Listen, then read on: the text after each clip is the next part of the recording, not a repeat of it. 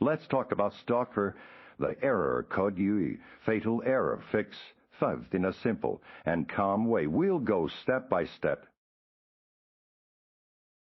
Often the simplest solution is the most effective. Corrupted or missing game files are a frequent cause of fatal errors, especially with large, complex games like Stalker. Head into your game launcher, locate Stalker and initiate a file verification process.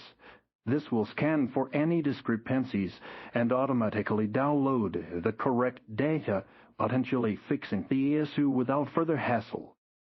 An outdated or corrupted graphics driver is a notorious culprit for UE errors. Your phone needs to speak the same language as the game, and sometimes that language needs an update.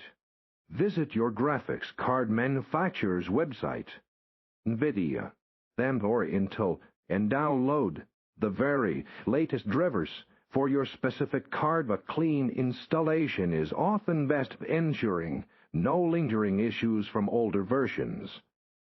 Stalker relies heavily on underlying Windows components, like DirectX and Visual Cray distributables.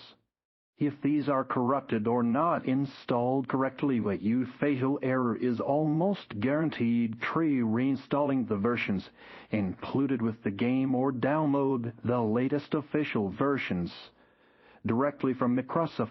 This often cleans up any low-level system conflicts that might be causing the crash.